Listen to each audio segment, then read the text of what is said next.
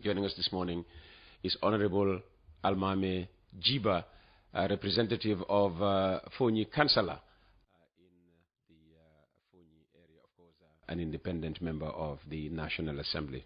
Let's move on to Jammeh and his return plans. You've remained a strong ally of his. What's your reaction to his recent announcement made at the weekend that, he plans to return in November, next month? We're talking days now. Yes, thank you, Peter. I will remain a strong ally of Jammeh without even blinking an eye. This is the reality.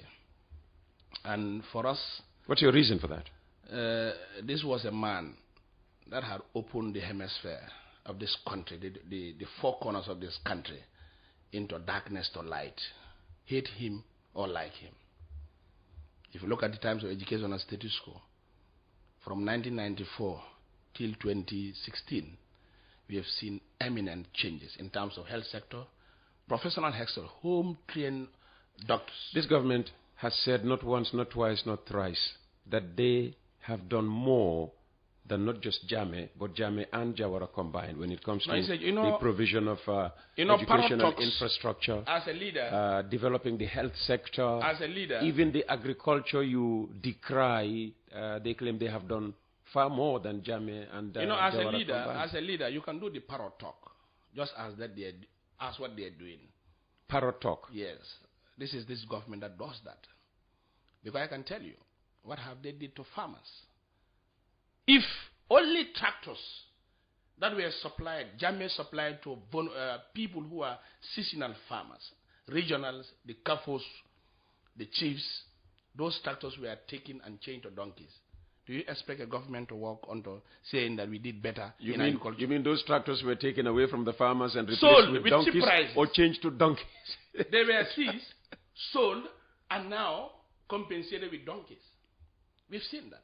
So you talk, a government that is serious into agriculture will now say that. Secondly, also, in terms of rural development, Jammeh is the one who decongests this country in terms of rural development. So how to go, road infrastructure. So he decentralized development. Big one. So the rest, it was just like taking... But Barrow is doing the same. Go to Basse. Look at the road infrastructure. That's what I'm saying. Basse. In the combos here... Even in your phone here... yeah, that's what I'm saying. Yeah. This was budgeted. It has to be very clear to the living and the dead. Yeah, but under his government. But it is us who said do it. I am sorry for people's thinking. When you are a government, Barrow, before he becomes a president, did he even have any money to invest any road? We entrusted the same with Yahya Jammeh. That's what I'm saying. The same with Yahya Jammeh before he seized power. Before he seized power, this is why I'm telling. If governments are coming and boasting, we the citizens will also tell them, we told you to do this. And for roads, over $1 billion plus that we approved last year, in which my constituency, Sangajoro to Dasilame Road, and also Kanfenda to Tintiba Road benefited. It is us who said we approve. You should take me on a tour of your constituency. That's what I'm saying. So now, here it has to be very clear. These are taxpayers' money. We fought to make sure that it has to be with the Gambian people. Now, Barrow alone cannot build roads. He has to seek approval from us. So if he's boasting and saying that I am doing this, he should also be very grateful to thank the National Assembly members for approving. If we had rejected it, he would not do what he is doing. So it has to be very clear in that term and terminology that he used. Even us, I can tell you, we approached the Minister of, Roads Transport, Silla, saying the connection. It was a Jammeh project that they have initiated, that road. That Dasilame to, it's a Bintambolong. We wanted to see possibilities of making a bridge at that end. It was costed in Jammeh's time, everything is there. But the minister said the finance will not be able to do enough to create a bridge between Dasilame, that is Fonyi Kansala, then that of Kiam, that is the other side. So generally, nothing is new into some of those issues. It's just implementation.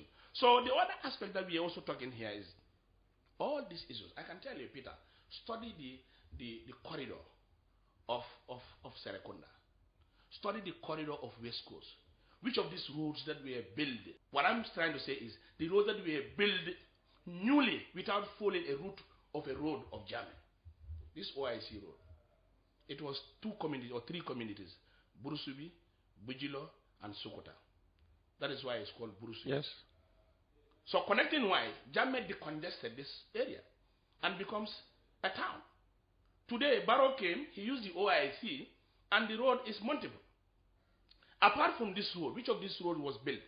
The ring road, go to Dasilame, Dimbaya, Penyem, and go to that end. From the border, it's just like a ring road. It was Jammeh's time. Now, when you go to this place here, Sokuta Jabang, down to the end, it was a Jammeh road, not Barrow. So I can tell you enough. I'm not saying Barrow is not doing in terms of building roads. Okay. But apart from in the Combos and the West Coast, currently, it is only the OIC and the two roads that we have in Sangajo, Dasilame, and also that of Kanfenda that we've seen. And the other side of Fonyi Jarod. But generally, we could say that whatever is happening, we made it happen. That's why one philosopher said, if a president would raise his hand, yes, I'm doing this, tell shame to that president. Why shame? Because why? It is your responsibility. If you fail to do that, people should remove you from power. Okay, still on Jammeh's homecoming. The government has said he is free to return but must face justice. What's your position on that? No, for me, Jammeh himself is a citizen of this country. And interesting enough, this was a government that said they are ready even to pursue Jammeh's justice to ICC.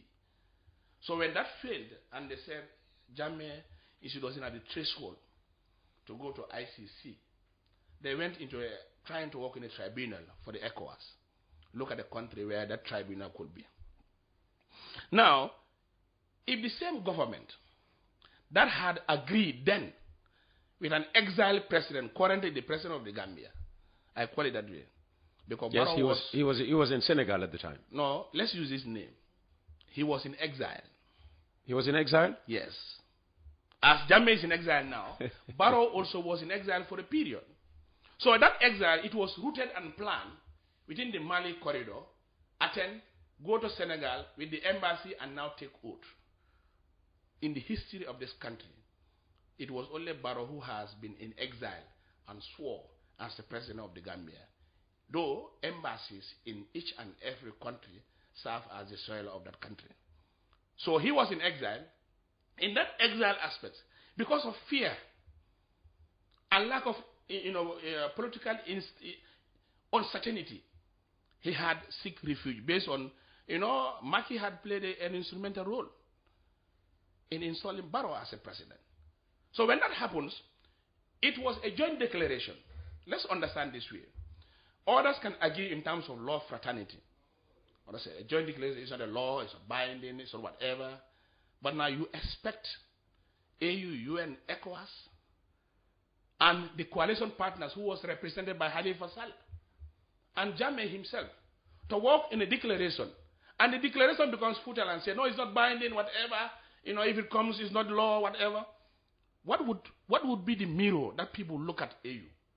What mirror would people look at ECOWAS? So you're saying the credibility of the AU ECOWAS is at stake and ECOWAS? Because I can tell you, declarations are normally not done. For example, you say, okay, the UN Secretary General come and sign. ECOWAS chairperson come and sign. AU chairperson come and sign. Declarations are made on proposal grounds. So when that proposal ground is met now, the country and representative, even Chambers was here. A lot of people were here to make sure they ascertain what is happening. So, for example, if they are now dismissing this act and said, no, this is just a joint declaration, we are not talking about that. But I can give you this synopsis, Peter. Why did, before 2020, I think 2021, before elections, why did Barrow visit Jammeh's compound? Why did he visit Jammeh's compound? No, I leave it to the government. No, you know. Dr. Ismail Assise. You know, tell us, you know. Because the reason why I'm saying this, why did he visit Jammeh's compound? You know, tell us. This is an opportunity. They were anticipating. No, this is an opportunity to hear it from you. If they are anticipating that TRRC is in the neck of Jammeh, a lot of issues are in the neck of Jammeh, why did he visit? Secondly, why did he accept? Honorable Gibba knows. Why is Honorable Gibba not telling us? Why did he accept the alliance with Fabakary? Why did he? Because he was looking for a political score. To rule, to continue to rule. He has forgotten about issues of Jammeh. I was disappointed when I heard he was my former lecturer, Ismail Assise. I respect him. I think I interviewed Senegalese television that whoever joined alliance with Jammeh is ungrateful, whatever. He was talking. This was the same brother, a lecturer of mine, who had stood here and said that man sitting in the hemisphere, the principal of this country is clueless.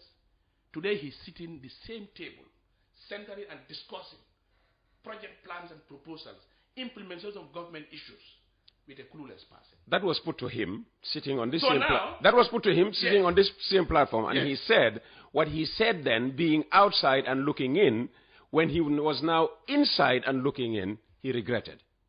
He regretted. Yes. You know, this is what politicians will say.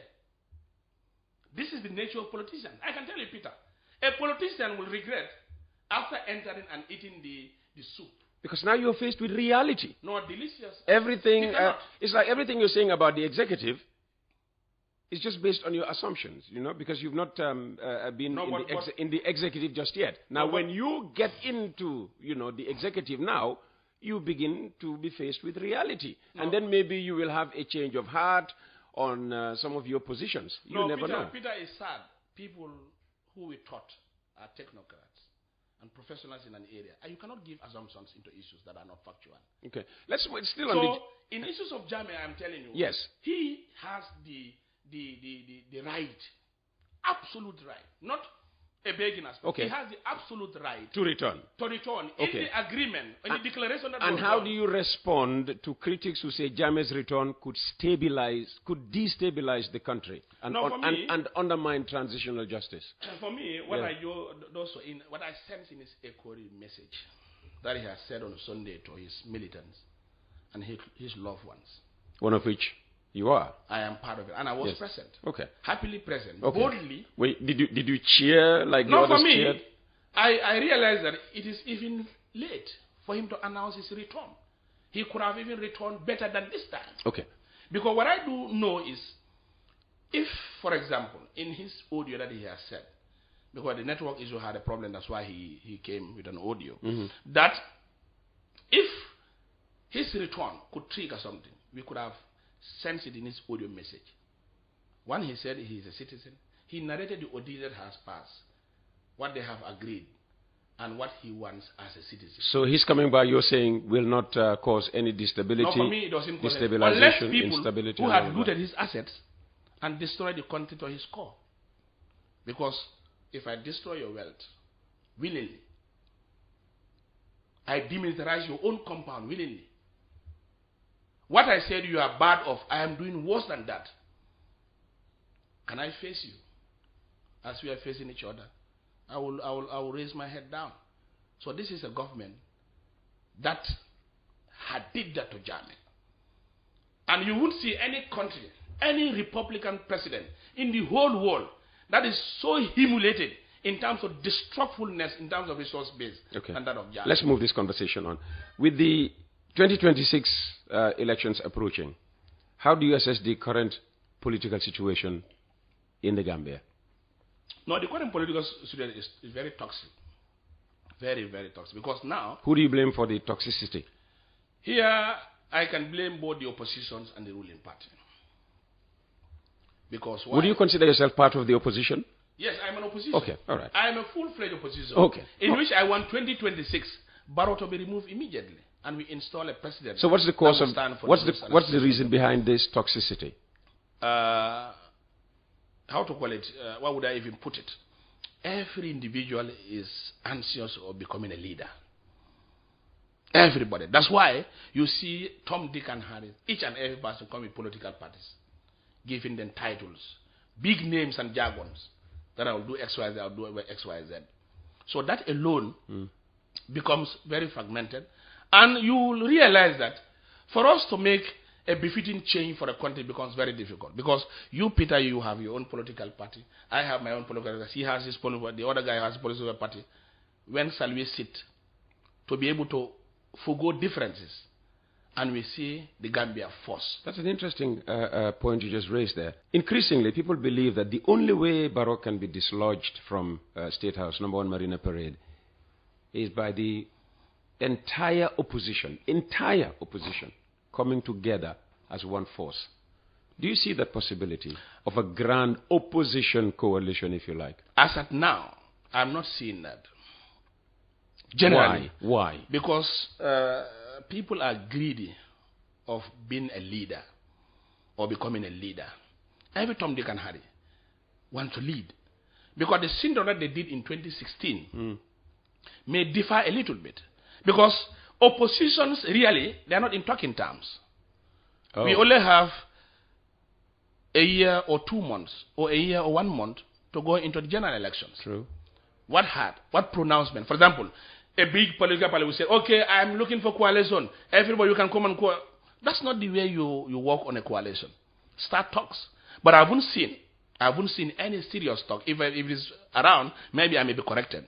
But I haven't seen, or I have not been invited to any serious talk of a political merger or an opposition merger. Though I cannot diminish. Maybe elections can come because coalition 2016 came existence within 3 months. 3 months, exactly. So exactly. I may not rule a joint coalition. And I will also, for example, I as a person, I am more into a joining coalition than fragmentations of political parties. Yeah, speaking of fragmentation, your party is fragmented. Exactly. And Jammeh called for unity. Do you think there is the possibility of APRC coming back together as one I may not force? diminish our unity within the APRC fraternity, but I am seeing a slim chance in that. Because why? The other ones, the yes that are controlling the APRC really, in terms of law and constitution. That's the Fabakary, I've seen a small chance of them demarrying themselves from Barrow and joining us. And joining you?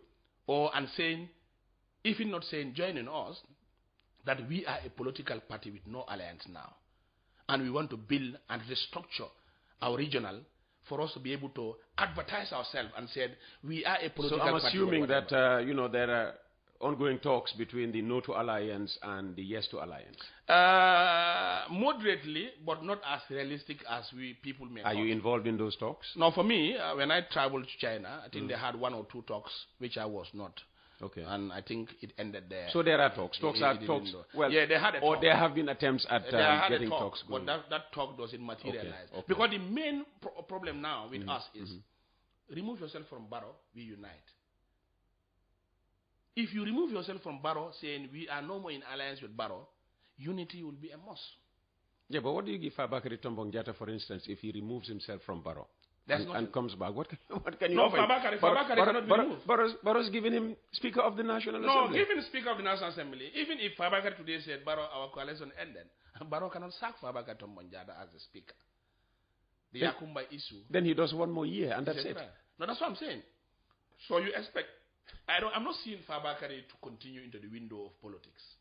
I'm watching him. I don't say he is saying he will not, but as he's aging and as his look, I don't see him more onto going into the issue. Honorable Gibba, thank you very much for your time this morning. In 1 minute, how would you like to, wrap up this conversation? Yeah, actually, thank you very much, Peter, and I thank my constituency people. And I'm saying, Jammeh said he's coming by November, and I'll also invite you to the airport. Jammeh? To welcome Jammeh. Well, I mean, if reports, share that the TRRC, are anything to go by, he would have loved to have me dead by now. No, those are the reports of TRRC. So you don't believe them? No, I don't believe. Jammeh will do nothing to me. No, TRRC is political. It's politically motivated. And we have the rank and files that had an idea to make sure they taint Jammeh. But today they are all tainted. The like of Isafal. So Jammeh came back. The like of my brother, he doesn't want to hear, but I'll tell him. Who? A fugitive, a Kupis. Who? Alhaji Barrow. From red carpet to the airport, 30th December, attacker, chief investigator. He looted our resources, being chief investigator. Because what I'm saying, he's paid. Yeah, but the government required his services, and if it is me, I involved in a coup d'etat. Yeah, but I'll exonerate myself. It's a legal government, all right. That a legal government encouraging coups. Are you saying that they are the ones who are marrying together? I think your issue is with the government rather not than only the government. People who but this was a conversation about Jammeh wanting to be dead at one point. The TRRC is mentored. He investigated, unearthed, and gave us evidence that this is what Jammeh did. And this was the same man who had a barrel of gun to even kill us. So if Jammeh were to come back to power in this country, I should have nothing to fear. No, for me, I'm telling you. No, I'm asking about my people. I am telling you, you should not fear anything. Okay. Do good, good would follow you. Am I doing good? You are doing good. Honorable Gibba. Thank you very much for your time this morning. That was Honorable Almamy Gibba, National Assembly member representing Fonyi Councillor, strong ally of former President Jammeh. Jar Oil. The company have filling stations across the country, and our rates are relatively cheaper than anyone else across the country. Jar Oil is the biggest producer and distributor of cement in the country with the most competitive prices in the market.